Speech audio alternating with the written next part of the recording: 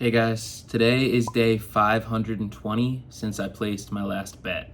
I don't really keep track of it that closely. I had to look up how long it's actually been. But on November the 12th of 2022, I decided that I was going to leave gambling behind forever. I'm a recovering gambling addict, and life's going pretty well at this point. I wanted to share how in the beginning it wasn't going that well when I first tried to quit, and what I had to do to get myself on the right path.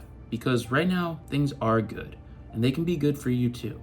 Even if you're not addicted to gambling and you're watching this, maybe you know someone that's struggling that you can send this video to. I also ask that you smash that subscribe button if you want to avoid making the same mistakes with your life that I made with mine, but also to learn what I've done right, because I did do some things right. And here's what happened. So the last day that I was gambling, I lost all of my money and then went into debt significantly enough that it took me 6 months working 70 hours a week to pay it off. Now, this wasn't the first time that I had gone into debt because of gambling. It was actually the 6th. But I did it in 12 hours. Do you know what it's like to be sitting and doing something for a day, and then for the next half of a year, picking up the pieces and dealing with the damage? It's not a lifestyle that you're going to want, but yet it's glorified all the time, and people always tell you that gambling is fun, it's great, it's awesome. Well, if it's for entertainment, it is, but the way that I was doing it, it wasn't. But that's what made it so difficult to quit. So that next day, I woke up and I thought, how the hell am I going to get myself away from gambling? No matter what I've tried, I always keep going back.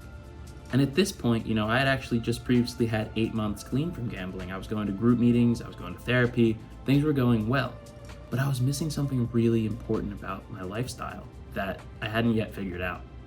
And it's that I had absolutely nothing to care about other than, not gambling. But when you measure the success of your life based on not doing something, it becomes really difficult to see tangible success. Because days clean, that only feels good for so long. I don't even remember the number that I gave you in the beginning of this video, because at this point, it's not something I really keep track of. But the same went for the last time around. Days clean is a great thing to keep yourself motivated, but it can't be your only goal in life. If your goal is to not gamble, and that's it, it's not going to be a very fulfilling life. Now, of course, not gambling has to be a part of your plan if you're a gambling addict and you want to live a good life, but it's not the only thing that matters. That's what I was missing. So I dive into the 4 things that I did to get myself clean many times, but I'll just sum it up. So yeah, that day I woke up and I thought, okay, well, I know I'm not going to be gambling today. That's a certain thing that I'm going to do. But I have to figure out what's missing. I needed something to care about. I can think back to before I started gambling, right? I played soccer, I played tennis, I had, a lot of friends, and I enjoyed everything that I did with them. I also liked to volunteer and be a decent human being. And I wasn't doing any of that stuff. Even when I was hanging out with my friends during the time I was gambling, I was thinking about gambling or trying to get them to bet with me. I had really just morphed my entire life into something that really didn't provide any meaning. So where could I get meaning? And that's a loaded question, right? People say, well, I stopped gambling, now what do I do? Because nothing else feels as good. The good news is, if you want to look at it that way, it's not supposed to feel as good. The highs that you get from gambling are called synthetic highs. They're not natural to the human body. And the dopamine, the feel-good chemicals that fire off, you get adapted to them, and that's where the addiction comes from. Well, gardening or volunteering at a soup kitchen isn't going to give you that same thrill as winning a big parlay or hitting a jackpot. But one side of the coin there is much more sustainable than the other, because gambling is just not profitable. And even now, it's still something I have to remind myself of constantly.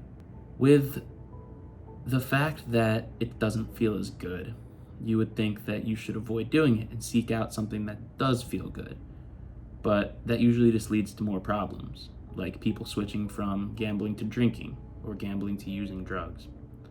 It doesn't really solve anything. It doesn't allow your brain to heal itself. So find an activity that you used to do before you started gambling and start to do it, even if it doesn't feel as good. For me, it turned out to be these videos, as this was essentially how I wanted to help people. The way that I used to enjoy it, volunteering, now I enjoy it doing this. I wake up every day and I create this content. It's a lot of work, I'm not gonna lie.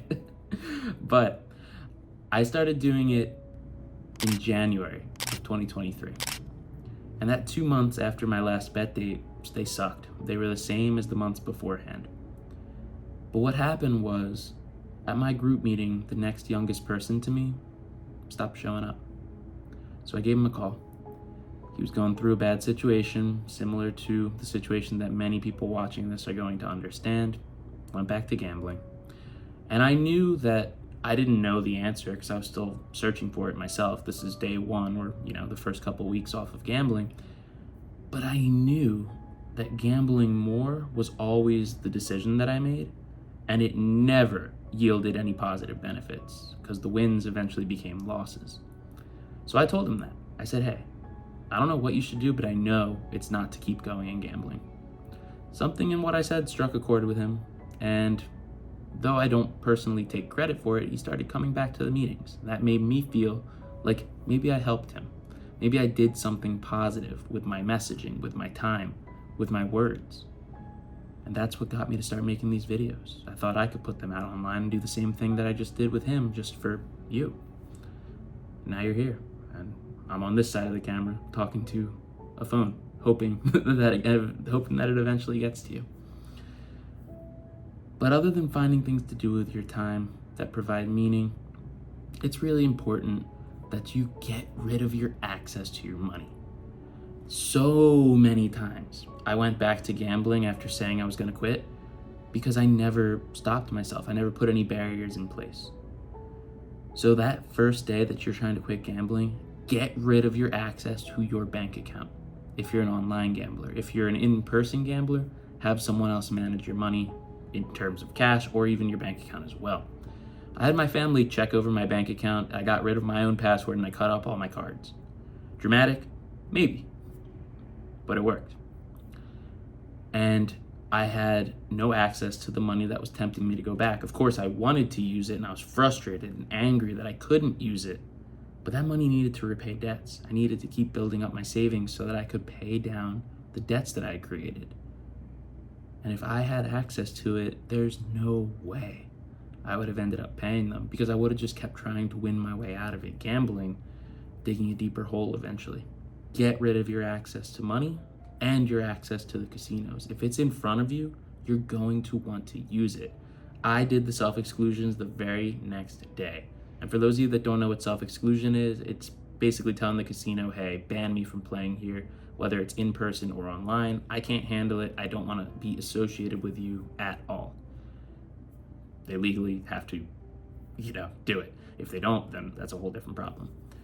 And then, I kept going to my support group meetings.